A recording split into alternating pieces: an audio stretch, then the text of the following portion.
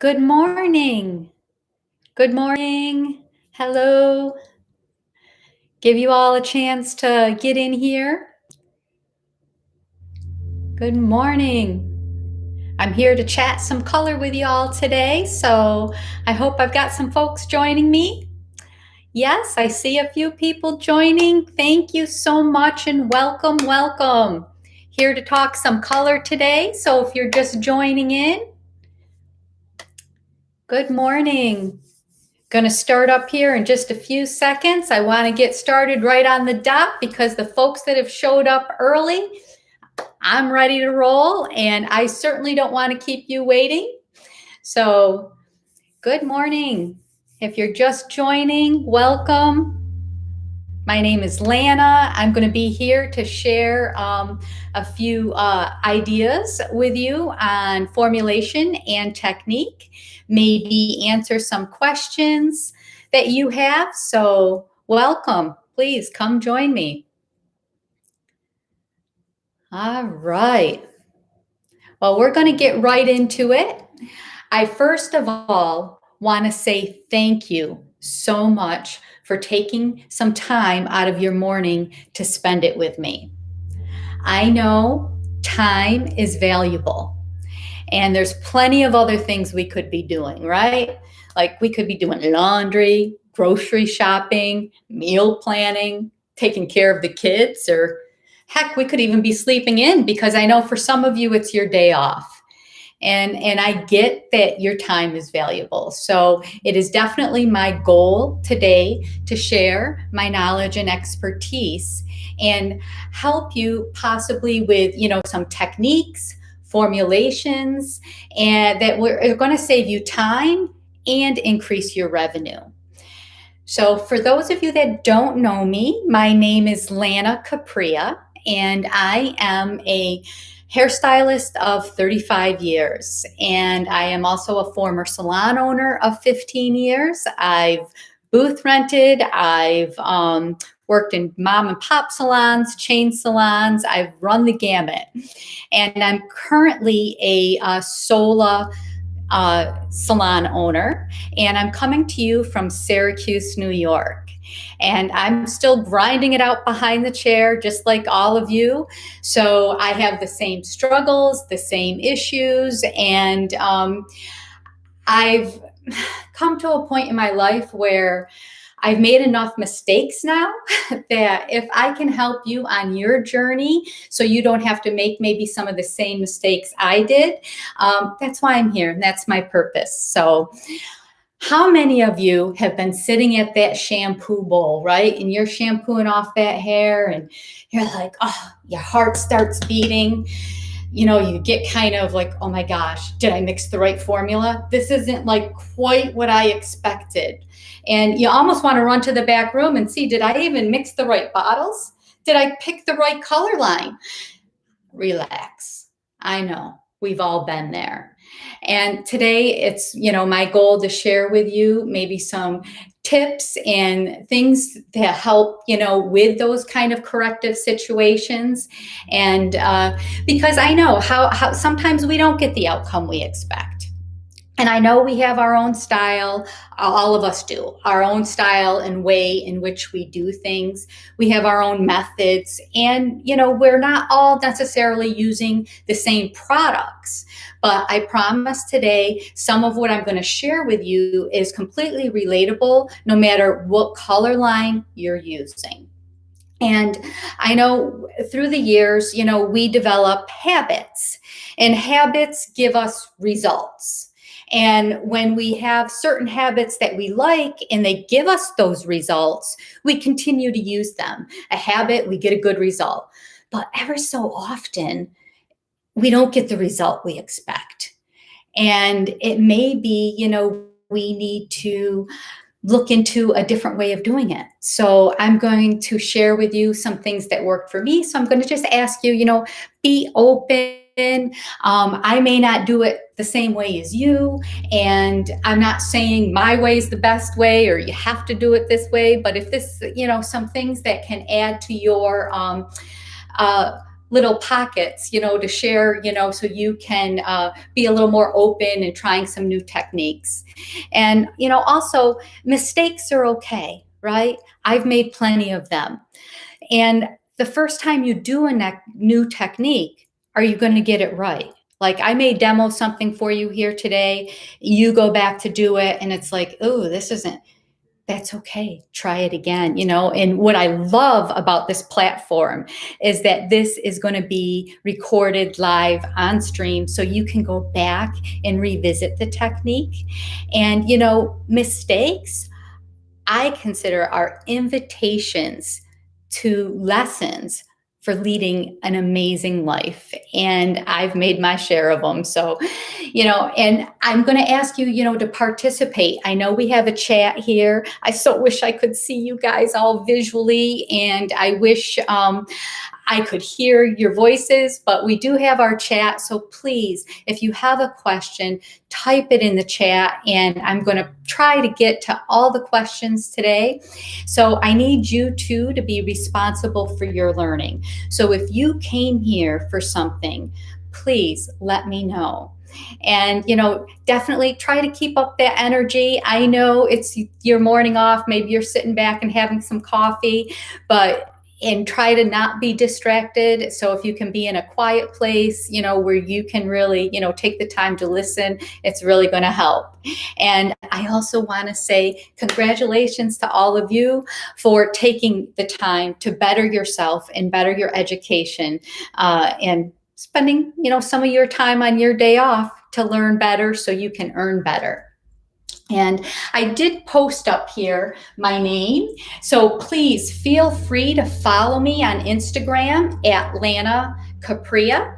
And I am a Redken artist, so I do education for Redken and have had the opportunity to travel to salons all over the United States, prior to this past year where we've had to, back it up. We've had to learn how to take it online. But, education is starting to open up for travel as well. So I'm very excited. And my studio is Color Curl Studio, but if you Google me at lanacapria.com, at Lana Capria for my Instagram.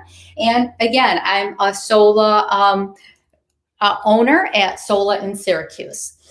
And that would be a way for you to connect with me after class. If there's some questions, please just message me and I'll do the best I can to get it back to everybody. So I want you guys to think about 3 things you want. So if you have a pen and paper, jot down, or if you're willing to share in the chat. What are 3 things you want right now that you may not have the money for? Maybe it's health insurance. Maybe it's retirement account. Maybe it's just a vacation. What are 3 things you really want and you don't have money for? Maybe you have all of those things and you're doing great, but you'd like a new pair of shoes or a new purse, a bigger apartment, a new car. So think about 3 things you want. And if you're willing to share, type it in the chat so I know you're out there listening. I'd really appreciate it. And so that leads me to my next point. Is sometimes as hairstylists, colorists, we struggle charging. Do any of you struggle charging? I know I used to.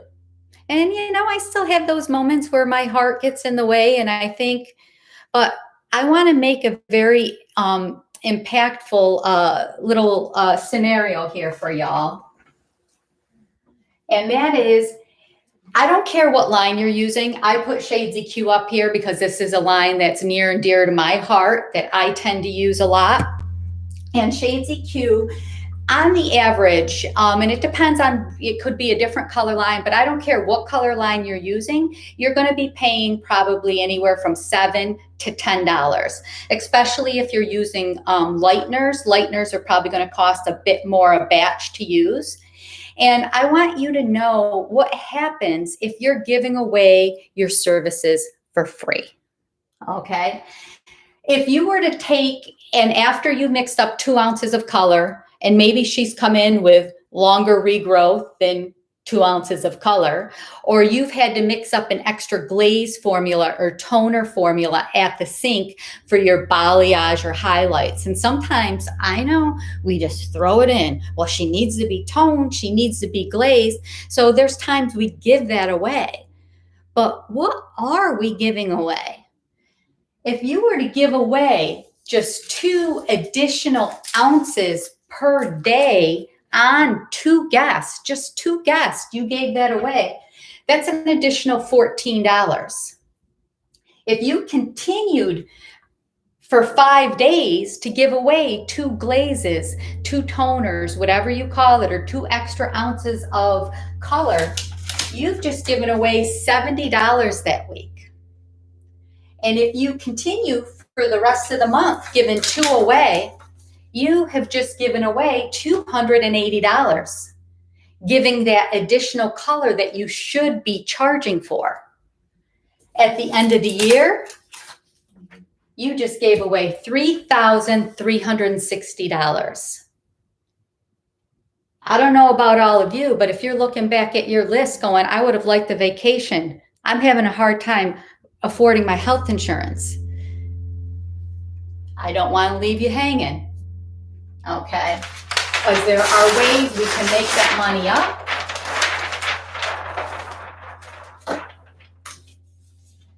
New opportunity, charge for that additional color, whether it's your Shades EQ gloss or if it's an additional line you're using. If you're to charge $40 to those same 2 clients, you just made $80. You went from being in the hole to profiting to $80. If you continue to charge extra, just 2 guests a day at the end of the week, that's an additional $400. At the end of the month, doing just 2 Shades EQ or 2 additional colors, that's $1,600. And at the end of the year, that's $19,200 charging for that additional product that we're sometimes giving away. So I don't know about all of you, but do you want to be a negative 3,360 just giving away those glazes and toners? Or do we want to increase our revenue to 19,200? That's what I'm here for today, is to share with you some techniques, some glaze formulas, to make sure, because when we're working in corrective situations, we're often mixing more than one formula. And nowadays, I know those vivid colors, those products are often, you have to really put a lot of product. You're using a lot of product, and those tubes can be more costly. So it's very important that we're charging extra for what we're mixing. And I do want to get right into a technique, because I know you guys came to see a technique, but I also, it's important and near and dear to my heart that you guys leave here knowing how to make more money as well. Because for a lot of years, I know I wasn't charging what I should. And we work too hard to not charge our value. Now I want to show you this mannequin here. This is what the technique I'm going to demo for you today, how I achieved that and what formulas I used. But this is what she started off as. This was her, and this is her now. Nice cool blonde, a shadow root, using a highlighting technique and a glaze formula that I'm going to share with you.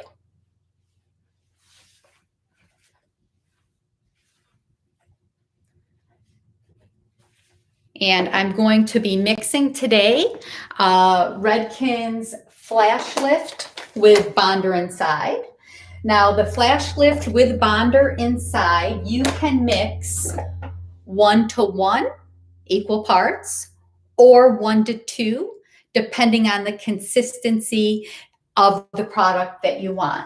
You can also use it with 10, 20, 30, or 40 volume Pro-Oxide. So today I'm going to mix it 1 to 2 because I want the consistency to be just a little thinner. And I also wanted to talk just a minute about, I don't care what brands you're using of lighteners, how many of us are weighing our lighteners every time? How many of us are pouring to our desired consistency? I know a lot of, I pour to the desired consistency because I want it to be perfect. And you're basing it sometimes on a feeling. And what sometimes can happen is your guests will come to you and go, I loved my highlights, but last time they didn't seem quite as light as the time before. Why is that? Why do we sometimes not get the same results, consistent results with our lighteners or the maximum lift? I want to talk just for a second about how important it is to weigh our lighteners. Who can share with me, is Pro-Oxide acidic or alkaline? Is Pro-Oxide acidic or alkaline? Yes, Pro-Oxide is actually acidic. And our alkaline source is found in our lighteners. And when there's directions on our lighteners of how to mix and how we should measure, if we just pour to our desired consistency, we may be using too much acidity, which can actually slow our processing time down. And it can also not give us the maximum lift we expect from our product. So it is important to mix and weigh according to manufacturer's directions. Because I know there's times we all feel differently on different days. We're hairdressers, right? We're touchy-feely people. And some days my mixture, like, it's not thin enough, or a little thicker, a little thinner, whatever. If we're not mixing properly, that could be why we're not getting the results of the lifting technique we may be doing. So I just wanted to share with you my mixture here. I did mix this. I used 1/2 ounce of the powder and 1 ounce of the developer, and you can mix 10, 20, 30, or 40. Now, I know some people may be afraid sometimes of using a 30 or 40 volume developer. Don't be, unless, it really, developers all going to process. It's just going to process faster the higher the developer. So in some techniques, when you're not doing a lot, you can use a higher developer and it will get you there quicker. Another tip would be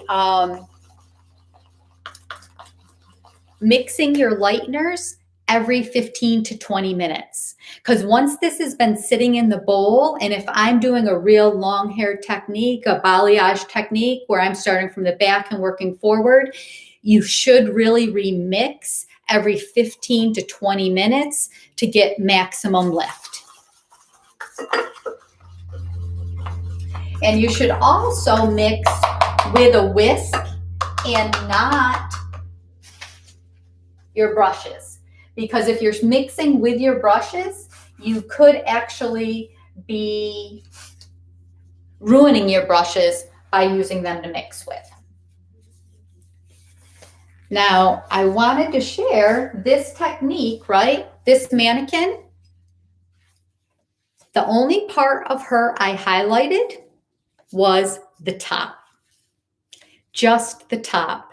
I did this in 2 steps, where I first added the highlights, removed the highlights, then I went in with my glaze formula and did a shadow root technique down through the ends.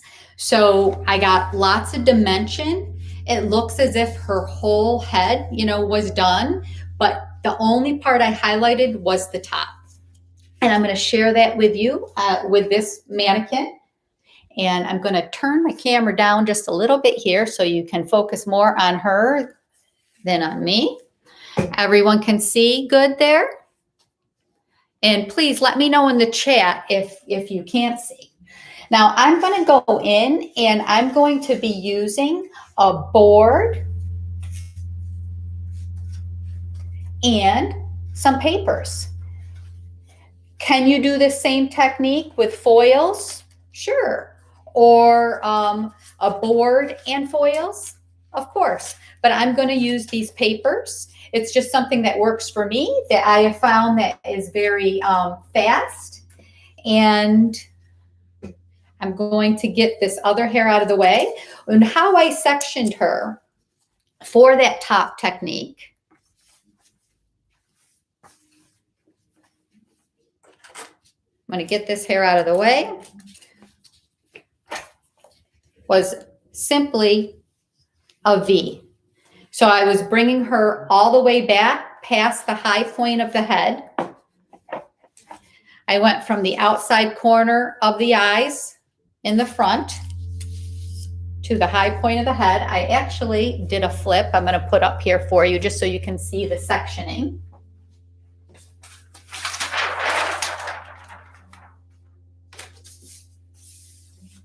So just the outside corner back to the high point of the head, because then that top section just spills all over the rest of the hair, so it looks like the whole head was done.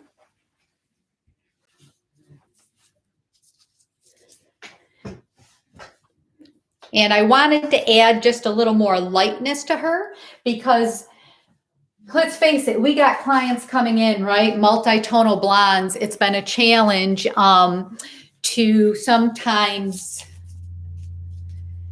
tone because they've got yellow, they've got orange, they got yellow orange. They sometimes even have a little red orange in there. And it's like, what are we supposed to be toning them with, right? So we'll talk more about that too, but let's get into this technique a little bit and we will then get into some glaze formulas. Let me bring this back down. And what I did was worked at a diagonal. I'm doing diagonal sectioning, diagonal slices, and the stitch type is going to be up to you.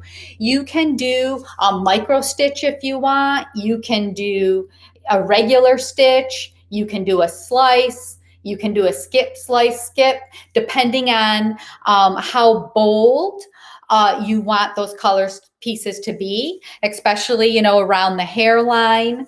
It's really going to be up to you.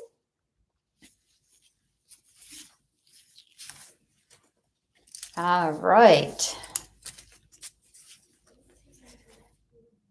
So let's just take here. Then I'm going to use my board. I'm going to do just kind of a weave here on the front hairline.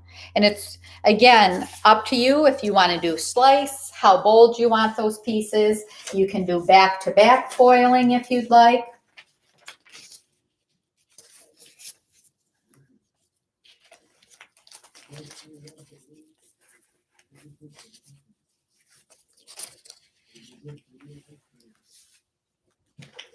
And I'm going to be using this particular brush. This is a, oh, if I put it here, you can probably see it. It's like a half width, but long brush. Gives me flexibility. And I'm going to start, let me get here in front of my section.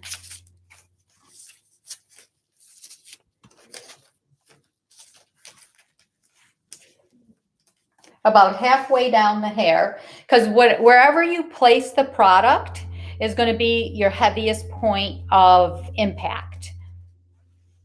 And depending on what you want to do now, around the hairline, you may want to drag it up a little further.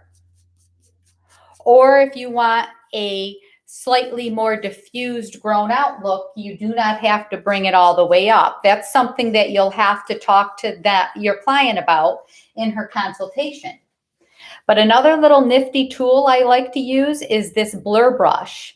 Redken makes this blur brush. I'm sure there's other companies, you know, possibly too, that are making these, but I absolutely love this because then I can diffuse this line if she wants a softer grow out. You know, some of the girls want it a little closer around the frame of the face, and then as we get back, it be a little more diffused. Again, that's an opportunity for you to be a bit more creative. Then I'm going to bring this down. But I love working with a board, and these particular boards come in different lengths. There's a shorter board, and then there's an even longer board for really long lengths of hair. Then I'm going to place a paper right over the top here. And then I'm going to go in with another slice.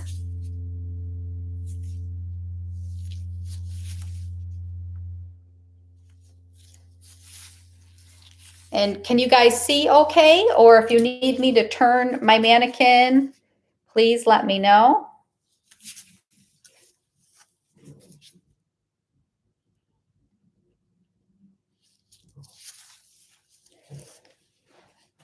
And some of the balayage techniques, some of the open air techniques, as we have learned, right? When everyone was starting to balayage and, you know, our blondes, our balayage wanted all these real pale yellow, we realized we weren't being able to achieve them sometimes with those open air techniques.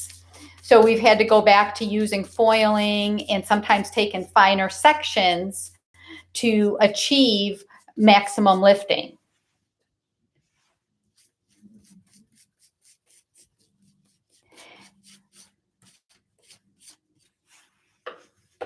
And again, you can take your blur brush to drag up to softly diffuse the line. I will often keep a towel next to me so I can wipe my blur brush so I don't get too much product on it.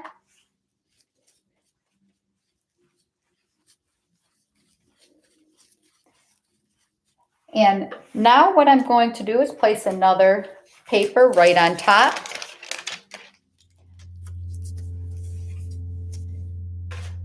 And then I'm going to go to the diagonal section on the other side. So how I'm working this is I'm going 2 and 2, 2 and 2. So I'm rotating back and forth. Because I rotate back and forth from side to side like that, it gives me a softer blend.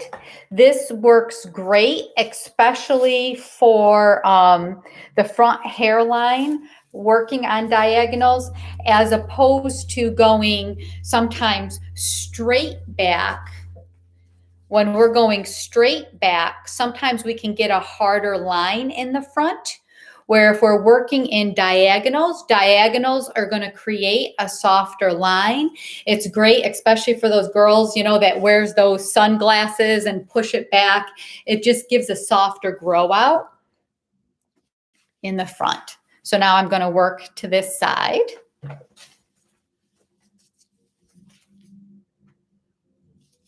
And do we have any questions so far on the technique?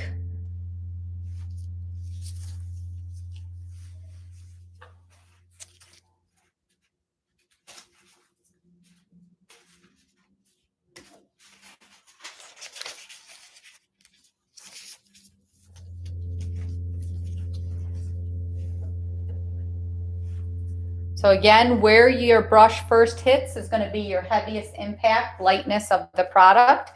Now, there are times I'm going to drag this right up, but I will often use, I will start the product, my heavier load there, but then I'll feather it up using the brush so it will have a softer grow out.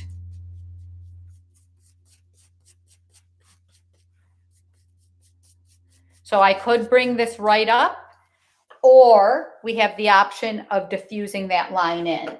But like I said, sometimes around the hairline, we end up going a little closer around the front of the hairline because they often want those little money pieces or pops of color right along the hairline. Where if I was going right up to, the root area and in this hairline, I could also fold this in half. But there are times if I have a drop section where it's a little more diffused, you're going to want to just put them on top of each other so you're not winding up putting product on the ends up in the area in which you didn't want it. So now I would go back here and do another diagonal.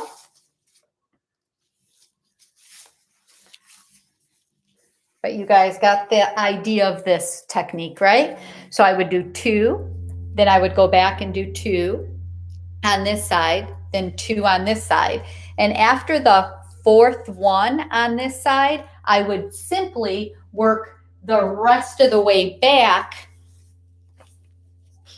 on this top section because I'll start running out of space. So I won't need, because the head's wider here and it gets more narrow as we get to the back.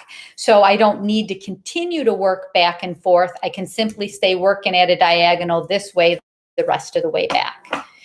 But then once this is done, it spills down over it. So all my lightness goes around there. Could you, before I started the top, actually add some diagonals to the side? Sure. You could throw a couple in around the frame of her face, working on a diagonal. You could also throw in a couple underneath. On this particular mannequin, I did not. I purposely wanted to bring her underneath and have a little more depth on it, but you could be doing some diagonal slices around the perimeter as at the same time when you do the top. So that's up to you how much color she wants. Is she wanting to see some underneath down here or on the sides, or do we want it more on the top? So that's up to you and how much, she's looking for. Any questions on that so far?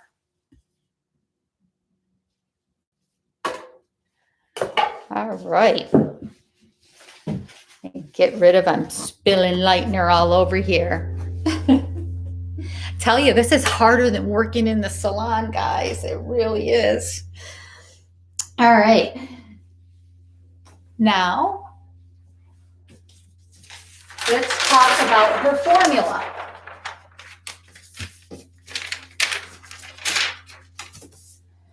And if a question pops up, please type it in the chat. Just if it comes to your mind after the fact, don't hesitate.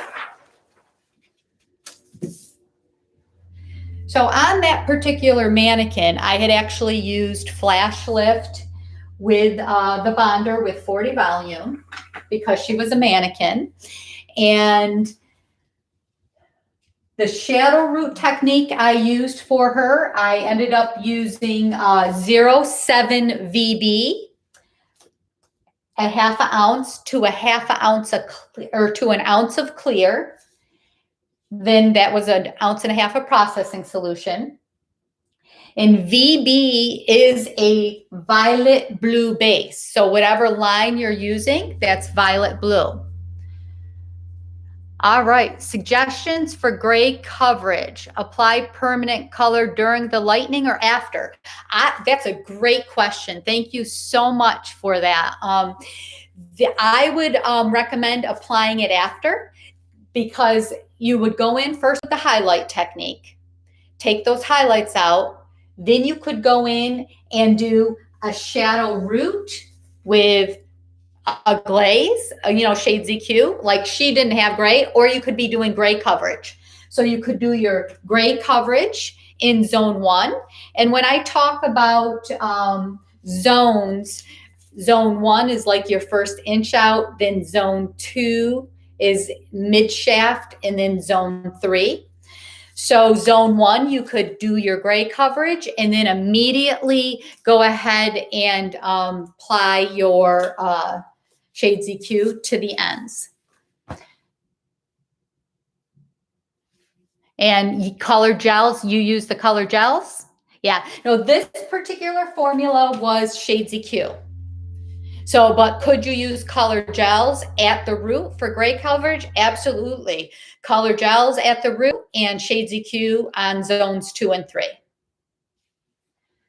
So then on zones 2 and 3, I went one level lighter, 0.8 VB. I used 1 ounce and then 2 ounces of clear. And altogether, 3 ounces of processing solution.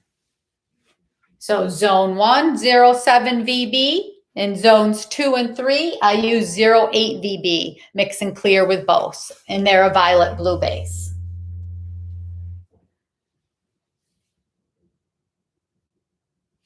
And then that way your root and ends could be being done at the same time. So highlight first and then that in the glaze.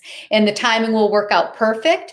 And now color gels and Shades EQ, I love that they have the families are the same, the names are the same. So it makes it much easier in formulating when you're trying to get that match for the ends. So that's great. All right. And you can also use your blur brush for blending when you are doing a shadow root like this. There are times I go in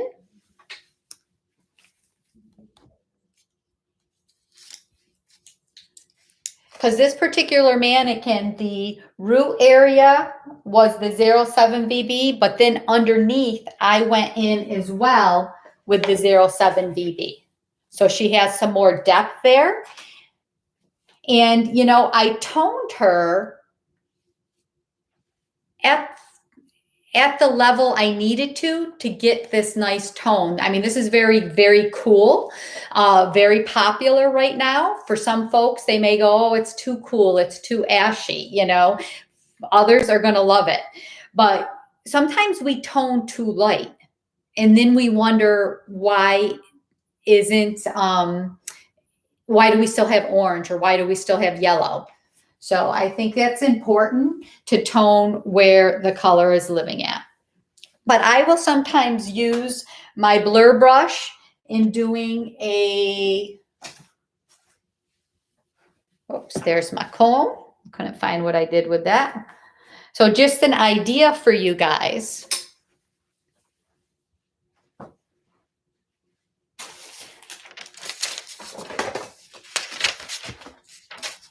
I may be using a darker color like my level 7 here.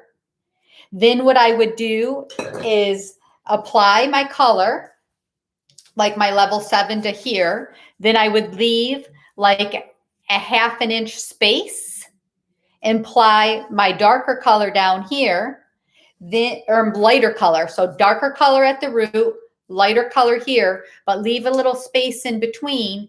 And then I'll use my blur brush and soften and diffuse that line.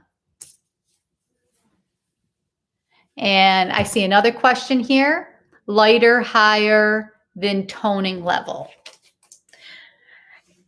Yeah, that's a good question. Let me show you this chart. I think this is sometimes where we make the biggest mistake is we want to make sure that we are toning at the level the hair is living at. So it's really important to determine, is she a level 7, a level 8? What are we seeing in that hair, right? Because lots of times we're seeing this. So if we're seeing a level 7 or 8, we need to go across here and be toning. And that's exactly what I did with that mannequin is I used a blue violet base to cut that. Where sometimes we get scared and we tone too light and we attack just the yellow and we wonder why we're still seeing brassiness. So really determining the level is going to help determine what corrective tone we need to use and at what level should we be toning her. Like she needed to be toned at level 7s and 8s in order to achieve that cool tone. So tone her at the appropriate level with the appropriate corrective tone and not too light. And we have to take some things into consideration when toning, like hair composition, because I think, you might be asking, and correct me if I'm wrong, but sometimes the hair's porous and it's going to soak it up and you're like, oh, I need to tone her a lighter level, because I don't want her to go too dark. And that may be true too, but let's think just for a minute about, I'm going to take you back to beauty school for a minute.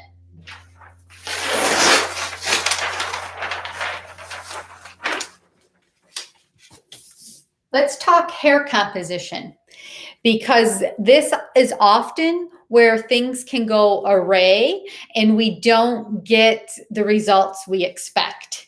And then we sometimes blame the line we're using or other things when, well, did we take these things into consideration? Now, hair composition, and I promise this is going somewhere, people, I promise. So please hang with me. I know science sometimes it can be tough to listen to, but hair composition is 70 to 80% protein. When you put hair under the microscope, it is 70 to 80% protein. And it's also 10 to 15% moisture, 10 to 15% moisture, 10 to 15% water. 3 to 6% lipids or lipid oils. Now, when we color hair, when we especially lighten hair, we affect these things. Lipids get eaten away, moisture gets broken down, protein gets broken down, and protein's like a magnet to color. So when protein is missing or has been depleted in the hair, what does the color have to stick to? Protein's like a magnet to color. So why are our toners fading? Why isn't it taken evenly? Could it be it's broken down? So that's where our treatments are so important, right? Then I'm going to skip this 1% for just a minute because I think this is going to surprise you. It did me when I finally really understood it and learned it. 0.05 to 0.5% is minerals. Minerals. We all have a certain amount of mineral content naturally found in our hair. But if we have well water, sulfur water, chlorine, fluoride in our water, we're swimmers. There's all kinds of things, well water, salt water can have iron, copper, which can give our hair an orangey reflect. You may tone a blonde out and she looks beautiful, and 2 weeks later you see her and she's brassy when you ran into her in the grocery store. It's like, what is she shampooing her hair with at home? What kind of water? So sometimes all of that stuff affects our hair. 0.1 to 0.5% is carbohydrates. Like carbohydrates, it's like pasta. We eat too much of it, we swell, right? Same thing with hair. Hair can contain a higher, slightly higher carbs than others. So that can affect it as well. And when fine hair composition has like 5 to 7 layers of cuticle, medium textured 7 to 9, but resistant coarse wiry gray hair can have up to 14 layers of cuticle. Hence, it's why it's so much harder maybe to cover with gray, or why it's so much harder to lift, because there's such a strong tenacity about it. So we take all that into consideration, and only 1% of the hair is this. Any guesses? 1% of the hair shaft is this. Do I have any guesses out there? What is 1% of the hair? This shocked me when I first realized it, and I had been doing hair for over 10 years. Add more clear, that could be a yes. When hair has been broken down, add more clear will dilute the depth of the color. But hair itself only contains 1% of pigment. And we'll get back to your clear comment too. But hair itself is only 1% pigment. So when our client comes in, we automatically start formulating, right? We're consulting with her, but in our head, we're formulating, oh, she needs this or she needs that. But if all these other things aren't lining up, are we getting the results we expect? Sometimes we expect too much from our color, and we really have to look at hair composition. So this is where our pre-treatments and post-treatments are essential in getting good results. This will even affect the way the hair styles and finishes and how well her hair holds a particular style. Hair composition is really, really important when it comes to formulating and getting exceptional results. And yes, adding crystal clear to your formulas is going to dilute the depth of your color. I know y'all know that Shades EQ now has level 10 shades, which are amazing. We've got quite a few. There's actually a couple new since I did this chart. But we have some level 10s, but you can add crystal clear to any of our shades to dilute the depth. And that's exactly what I did on this particular one, because I knew I needed the violet blue concentrate of it to cut the amount of warmth that was in her hair, but I wanted to dilute the depth. So that's why I did a 1-to-2 ratio with crystal clear. So a 1-to-2 ratio with crystal clear to lighten the depth of it, but still give me the foundation of the violet blue, you know, that I needed.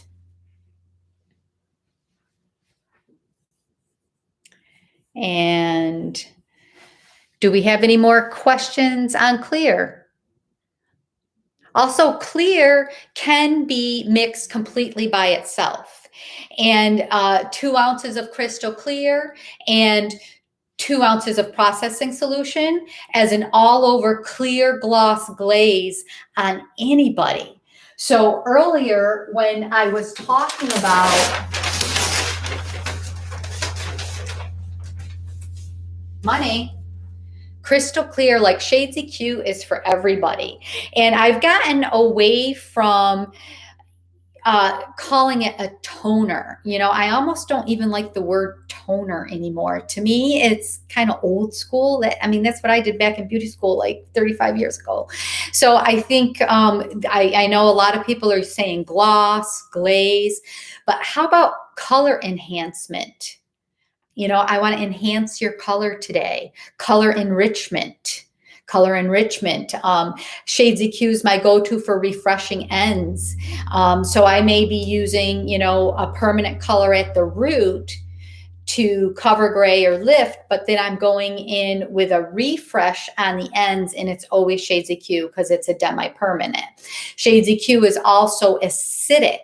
So when we talk about hair composition, hair likes to live in an acidic world, 4.5 to 5.5. Whenever we lighten or we're using a permanent color that contains an alkalinity source, ammonia, peroxide, we are raising the pH level of that hair into like an alkaline state. And if you allow it to stay in an alkaline state, stuff is going to want to flow off of it more easily. So your toners aren't necessarily going to want to stick as well. You're going to experience more fadage. So that's why it's so important to bring it back down with treatment conditioners, but also Shades EQ lives on the acidic side of the pH scale. So, you know, we do consider that, you know, that's how come Shades EQ's name was Equalizing Condition and Color Gloss, the hair color that thinks it's a conditioner. Because when you shampoo off Shades EQ, which you should do, by the way, I know there's some people just rinsing it, but definitely want to shampoo off Shades EQ. When you shampoo Shades EQ off, the hair feels immediately better. That's because it brings hair back down to an acidic state. So Shades EQ is what I'm going in for corrective tones, corrective coloring, for filling. And there's times you have to fill or should I say, tone that hair out twice in order to get the results you want. You may need to do a fill formula and a final glaze formula. And even some of our real platinum colors. I know gray is a big, people are wanting this silver and these tones, right, that are unnatural, that aren't really meant to live in the hair. And you have to explain to them about the longevity of that. They bring you in this beautiful Instagram photo, right? And on that Instagram photo, she's got this perfect silver platinum hair. And it's like, yeah, did you see her after 3 shampoos? It's like, the longevity isn't there. But one of the ways to try to get the longevity is by our treatment conditioners, but also maybe toning her out. When you we're trying to achieve those real pale shades or those silver shades, you've got to pull to like the inside of a banana peel yellow. Inside of, not the outside, the inside of a banana peel yellow to really get those types of tones. But you may have to first tone it out with a violet tone to cut any remaining yellow, and then go over it again with like our T or P series to really achieve that. And do I got any other questions there? No. All right. So Shades EQ can also be used for gray blending, but not gray coverage. But essentially, everybody can use some form of Shades EQ or a demi-permanent color if you are using a different demi-permanent line that may not be causing any like lifting action, but you're just looking to deposit a shine or tone or freshen up somebody's ends. I think there's huge opportunity for even your haircut glass that may not be your color guest. Maybe she's coloring her hair at home. Could we shine that up? Definitely. So, all right. And do we have any questions specifically for me regarding lighteners or anything Shades EQ specific or toning, any challenges you're having? Because I know y'all came here for something today, and I don't want your time to be wasted. So I want to make sure if you have some questions or struggles that you share them with me so I can try to help you out today. Otherwise, I'm going to just keep talking and hopefully some of my issues you guys have had too. Not one of my issues is sometimes getting reds red enough. Does anybody have that issue? Like my red, it's like I'm putting R on her. I don't know, 06R, R, and it's never red enough. She's always telling me it's not red enough, not vibrant enough. Where does a true red live, right? A true red lives at a level 5. And we're sometimes trying to create reds at too light of a level. We're trying to create reds at level 7s and 8s, and then we wonder why they're fading. A true red is going to live at a level 5. Sometimes we need to backfill our reds in with orange. If a true red lives at a 5, and if we have pre-lighten them, that's something I see that occasionally happens, is we lighten them too much. We may be wanting to make a really intense red. So we pre-lighten her, but we blow her out of the water. Then we go back in and put red on, and then we wonder why it's fading. Did you lift her too far? So sometimes when trying to achieve these brighter, high fashion red shades, you only want to lift her to like a level 6 because you need that orange foundation to go over it with a red. And sometimes with my lighteners, when I'm trying to achieve a bright red like that, I may only be using a 10 volume developer or 20 volume developer with a lightener just to bump them up. a level or two, depending on how deep they started. And I think when it comes to lifting corrective tones, no matter what, you need to know where you're starting. Like, what level is she at? Where do you want to be? And I think as colorists, we sometimes tend to just get creative and want to just dive in with mixing when we really need to go back to grassroots. It's like, where is she? Where do I want to bring her? What's that going to bring about? What tone is going to come up? How am I going to counteract that?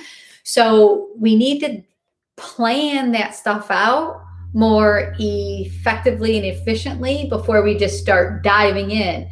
And, you know, we talk techniques. Everybody wants a new technique, but if we don't got the formulation down, our technique ain't going to look good when it's done because the color just didn't come out good. And, you know, we need to go back sometimes too to doing test strands. We may do a beautiful lightener, but if you're unsure what you should put on her for a glaze or toner, what's wrong with doing a test strand? Just tell her, look, I want to test this out for 15 minutes. You'd rather do that than have put it all over and then realize it wasn't what you should have went with. And now you're back there fixing it for 4 or 5 hours, right? Well, I'll take that time to have to go back in and fix it when we could have taken a test strand and known more of what we were going to get. So just, remember to back it up. And I've also found, where did they go? I wanted to share with you guys. Pivotpoint.com, and even Amazon. Amazon has these swatches. I'm going to start playing with some of these too, but these are a great little tool for you to do some swatch dye outs on your own with some formulations to really know what the end result is. And this is something, I've even shared with my salon guests when I've done some of these is like, look, in order to achieve maybe that, gray or silver tone you want, we have to get your hair this light. Sometimes having those visuals for clients, like we have to educate our clients, just like we get education. So they understand, it's not you. It's like you got to take all of these things into consideration. It has to be their hair composition. It has to be formulation. And it has to be product, take home care that they should be using for those results. And also, paying for those add-on treatments that you have to do. Like you didn't put their hair in that shape. And if that's what they need in order for that color to stick, those are the steps you have to take. And, I get that you don't always have time because I'm in my own little studio too. I'm booked, but it comes from planning your booking as well. You have to plan for more time sometimes for guests, so you have time to do these services. And, charging is so important. Charge what you're worth. And I wanted to share with you too, like treatments. If you do have to do treatments, another opportunity. I don't care what treatment line you're using. I currently use, Redken has the new acidic bonding concentrate. This is something I'm using within my salon. There's a 3-step treatment after using that line, but whatever treatment you're using, charge for it. You may need to do pre-treatments or post-treatments. A pre-treatment may be a clarifier to remove buildup off of the hair, especially our natural curly haired guests. If there's a buildup of, they've gone 4 or 5 days between shampooing, you've got product, and if they've got mineral deposits in their water, there's multiple things that could be coating their hair. But pre-treatments or post-treatments, charge for them. If you do just 5 treatments in a week, that's an additional $150. If you were to charge $30 for a treatment, and I know everybody's price point is different, you may be charging $20, you could be charging $40. I know salons charging $40 for treatments, but that would be an additional $150 that week. If you continue to do just 5 treatments a week, 5 treatments a week for a month, that's $600. at the end of the 6 months, that's an additional $3,600 just doing 5 treatments a week. So if you have open spaces in your book, if you have haircut clients that aren't booked for more than just a haircut, could they use a treatment? Could they use a glaze or a gloss? At the end of the year, just doing 5 treatments a week, that's an additional $7,200. There's huge opportunity here for you guys to be making additional funds. So I just wanted, you to think about that. And also, any more questions on anything I've shared so far or something else you came for?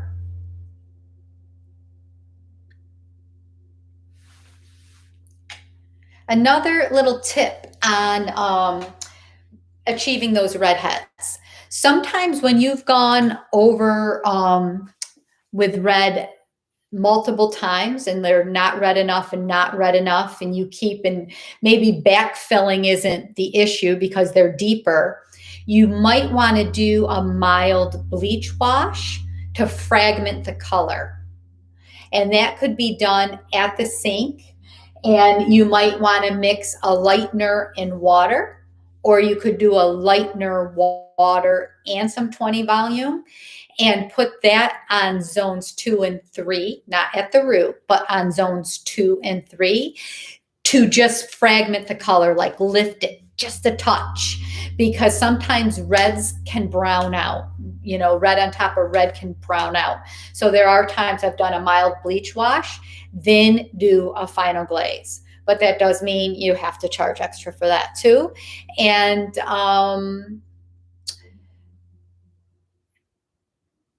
also reds. Let's talk about violet for a second. What does violet do? Does violet warm or does violet cool? Does violet warm or does violet cool? Like violet cools, right? I was always like, yeah, violet cools. Well, violet can also warm. Violet is the only color on the color wheel that likes to swing both ways. All right, violet can warm up a color. So if you've got a red that's just not quite red enough, if you add a little violet, it can warm it up even more. So another little tip on using your violet tones to help intensify reds. And that's universal. The color wheel is the color wheel.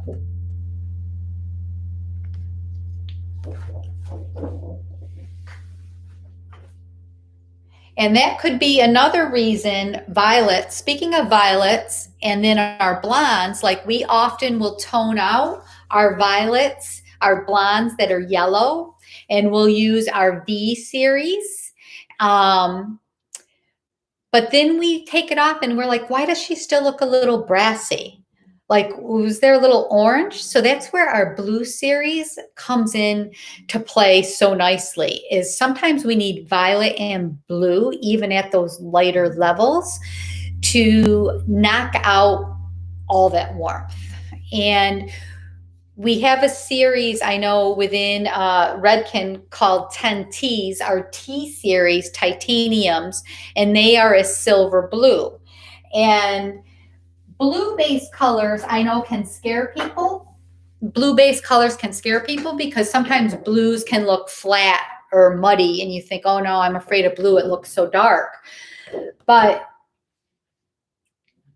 if titanium, which is our silver blue line, if titanium could live on the color wheel, it would live out here, just outside of blue.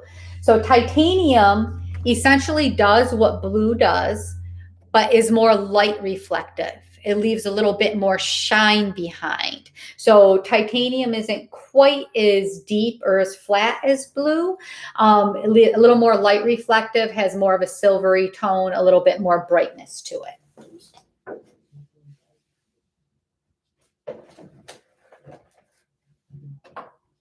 And I think I'll show you the Shades EQ chart, just because it's obvious that a couple of you are using Shades EQ because of the comments you made there.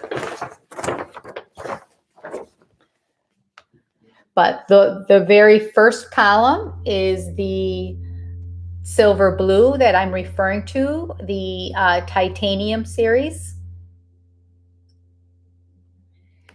And I just will touch a little bit on reading the chart. If you guys have the chart, if you don't, it's online as well. But there is a bar across the top with a split on here. And it says brown to tan background color. Where this bar splits, everything within here contains some brown, natural, or neutral. So these little boxes under that bar are what we call the families. And it will show you what is in the family and know that there's also brown in there. So for instance, the natural family that we have contains blue violet, but it also contains some brown. So just know those are great foundational colors. NB, our NB family, is going to be our go-to family for maximum gray blending. Again, this isn't gray coverage, but maximum gray blending. Then for toning, for corrective tones over here, you will see there's another break in this bar, right? It says black to gray background. That means there is no brown in those foundation. What you see is more of a corrective tone. There are times, and I did on my mannequin today, that I use these straight, or there is times I'm going to mix some foundation color in with these just to anchor it, because I might need that. Then on the other side, you see there's still another break in the bar. These here, no background color. That means what you see is what you're going to get. And these tend to be a bit more of our brighter tones. So often I'm going to mix these with something in the middle to give them some foundation. However, are there times I'm using them completely by themselves? Yes. And then on the bottom of the chart, you will see we have what we call kickers. Our kickers on the bottom of the chart are considered direct dyes. Now, direct dyes aren't going to be as long lasting as our oxidative dyes. So they are recommending that the kickers you mix like up to a ½ ounce to one of your formulas, up to a ½ ounce into one of these formulas for longevity purposes. But yellow kicker, just a little hint or tip, that yellow kicker you can add to any formula to brighten. So sometimes your reds, as I was talking before, need a little bit of just brightness, or sometimes our browns, you may be refreshing somebody with like 0.5G, like a caramel brown 0.5G on the end. But if you throw in a little yellow kicker, it's only going to add some brightness. It's not going to turn the hair yellow. So yellow kicker could even be added to some crystal clear as like a shine bond formula. Just a suggestion there on that as well. But then we have some reds and some red violet. So those are great little handy things to also mix in. And, oh, we just got a new VG series, Violet Gold, which lives right next to our neutral series here, our NBs. But the Violet Gold is a nice refined gold. It has some violet. It's just a beautiful gold shade. I just recently used it. She's on my Instagram page. If you guys check me out on my Instagram, you'll see some of my blondes. I've used that straight up, the Violet Gold. It's beautiful. And another little thing about Shades EQ is it really should be placed on 80% dry hair, or should I say 80% dry or dry all the way hair for longevity.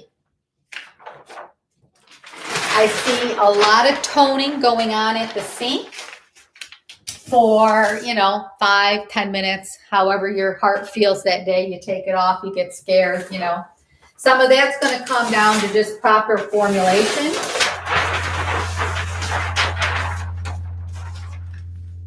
But the reason why I say dry hair, because I know sometimes people will question, well, I do it wet at the sink all the time.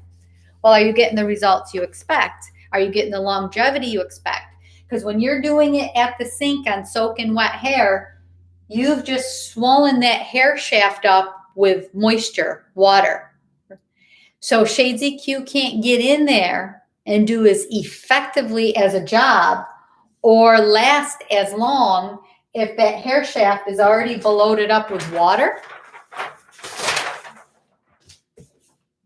So it is recommended 80% to dry hair. And if your formulas need to be adjusted, like you said, you could add some crystal clear or some lighter, shade as well. And let's see, how about fill formulas? My fill, when in doubt for filling, you can always use our WG, our warm gold, is always a safe family to use. And our WG is found right here. So our WG formula, when in doubt, is always a good fill formula. Our GGs, if you want some more warmth for your fill, you can always use like our AAs, our CBs, our Cs. There's lots of, warmer formulas you can add to your WGs if you want a warmer end result.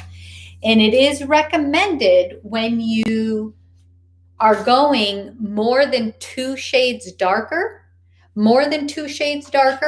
you should fill. And you should fill at every 2 shades. So for instance, if I said, I want to go to a level 3. If I wanted to go to a level 3, you're going to have to fill me twice and then do a final glaze to get the best results. You'll get results even if you put a level 3 all over me, but it's going to be more hollow. It's not going to look as rich. So, filling for every 2 levels. And when you do fill, we recommend that you fill 1 level lighter than the desired level. So if I decided I want to be a level 5 again, I decided to level 5, you'd want to fill me with a 6, potentially a 6 WG, because you need to put some of that warm gold back into the hair, a 6 WG, and then my final glaze would be a level 5. And it is recommended that you shampoo off that fill. And most likely I would do a protein treatment at that point. So to put back in some protein to restore and then going over again with a final glaze.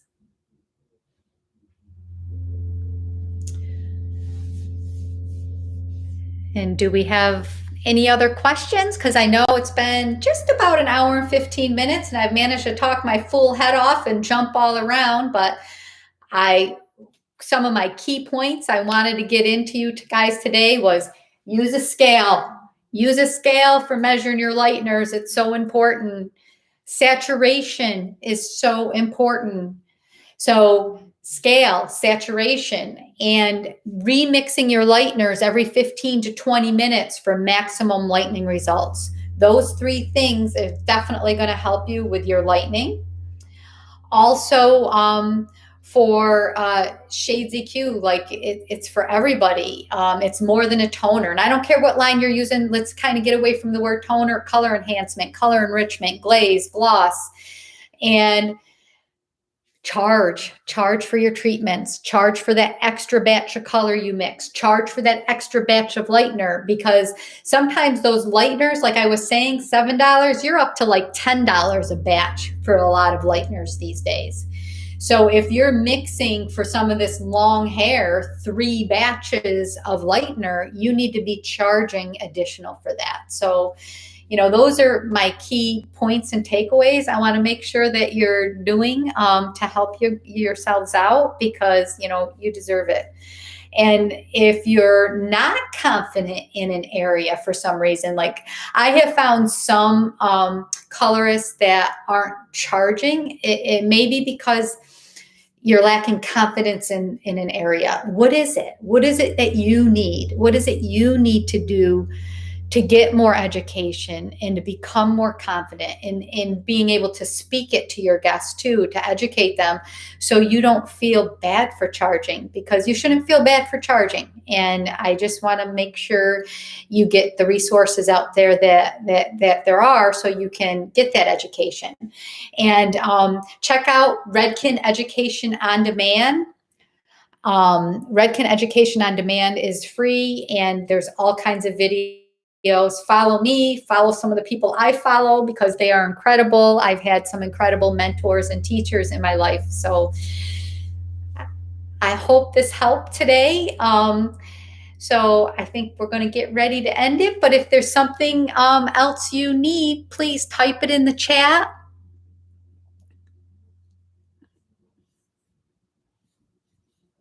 Any other formulation question?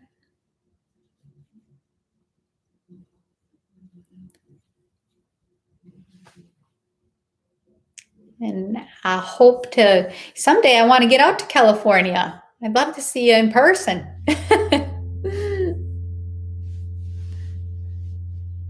All right, my friends. I don't see anything else coming up in the chat. So I appreciate you guys being here today. And I hope you all learned something. And thank you so much from the bottom of my heart for taking time, to spend with me today. Hope to see you again. Bye.